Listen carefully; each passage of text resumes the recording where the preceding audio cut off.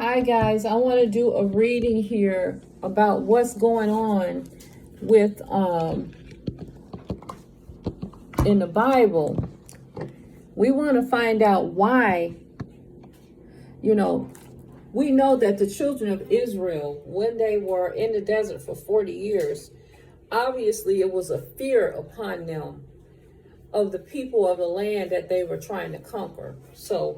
But I just want to go back regarding the land, because land is something that the Lord was dealing with them all the time, the land.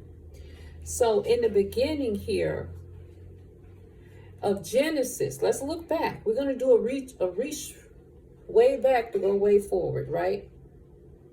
Because I want you to see something here. I don't know if I'm going to reveal something to you or not, but I want you to walk with me through this, because I'm looking at every instance where Abraham built his altar, where they were, and what happened. Now, first of all, I'm doing a Bible study about Abraham and the land. What happened was in Exodus 13, I believe it was Exodus 13,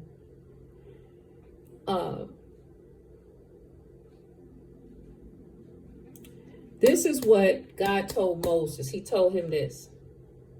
He promised to give the children of Israel, he said, the land of the Canaanites, the Hittites, the Amorites, and Hivitites, Jebusites, which he sware unto thy father Abraham, their fathers, Abraham, Isaac, Jacob, and Joseph, to give thee this land.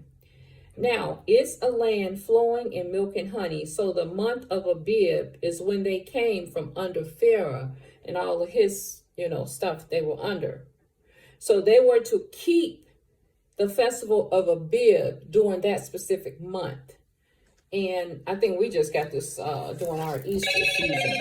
So we kind of go along with them because it is our Easter season. But they have the Abib, where they can't have any leaven in the bread for 7 days. It starts the Jewish festivals. So I want to take a look back. In the beginning, Abraham left Egypt, right? He left Egypt because Pharaoh tried to go with Sarai, but that was Abraham's wife. But he thought that was just, a fair maiden or somebody that was with Abraham. That was actually his wife. So they were run out of Egypt by Pharaoh. And the first place they went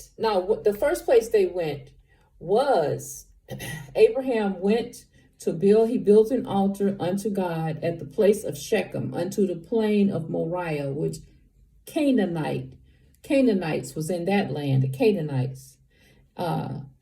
And they ended up going back, him, and he took his cousin Lot when they left the land. Over here in Genesis 13, they ended up going back to the first place they were at, which was Bethel and Hai, and they built an altar there. They were there before they came to the Canaanite land. Just looking at all these lands, because look at all these lands. He's telling to give you the Canaanite, the Hittite, the Amorite, the Hivite, the Jebusites. He named all of these various people. He said, I'm giving you that land that these people are in. And he said, I swear unto Abraham, Isaac, Jacob, and Joseph, your forefathers. This is what God told Moses when the children of Israel was trying to go out, to go somewhere, to get the land. He told them that all of these lands that he swore by, so to give them. So I'm taking a look here. Canaan.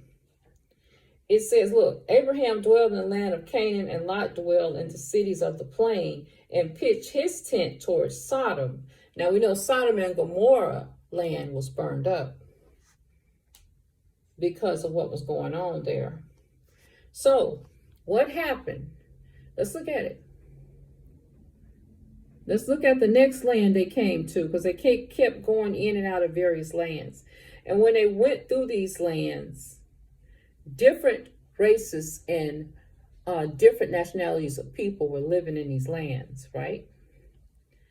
So let's see, it's king of Sodom and Gomorrah. He had, what happened with Sodom and Gomorrah was not Abraham, but Lot was taken by the people that was fighting against the king. There was like a war over there, and Lot was taken. So he had to go back and get Lot and bring him back to Sodom and Gomorrah.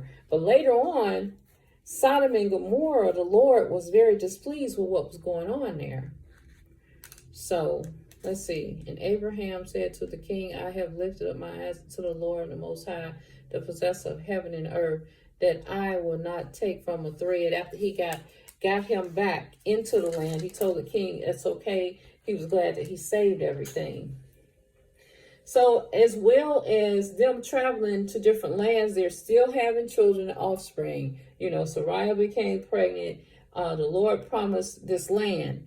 This is in the beginning. This land was always promised from the beginning. I'm going to tell you something. In the beginning, before Abraham was even born, the Lord had killed everybody off with the flood. So everything was completely flooded. And Noah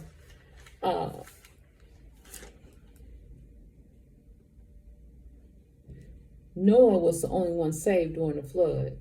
So now, between Noah and when Abraham came into effect, there was something going on there, because the Lord said that he was going to give them the land.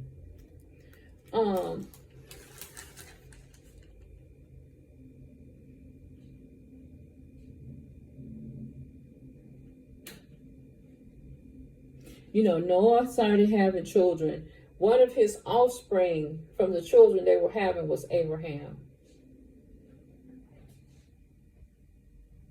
Okay, so I'm going to be doing a research on how they went into various lands. And because I just want to see the Canaanite. We know the beginning was the Canaanite. The next was the Hittite. The next was the Amorite. The next was the Hevite, and then the Jebusite.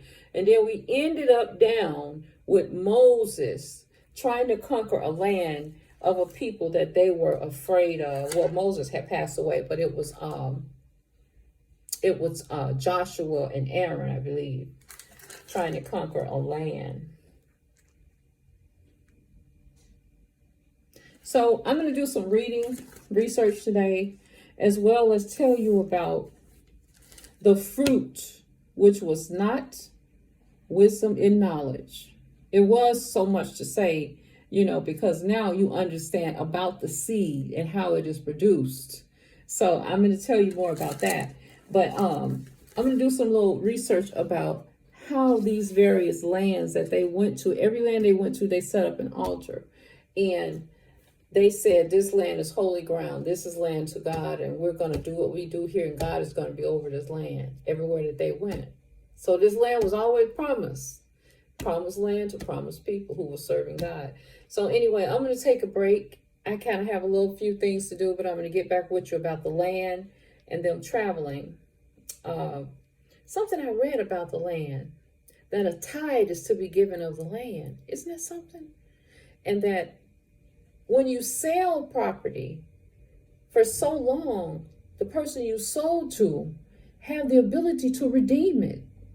There's a redemption process that the seller can redeem it back, so it's a lot going on with land and laws. All right, I'll talk to you later. Bye.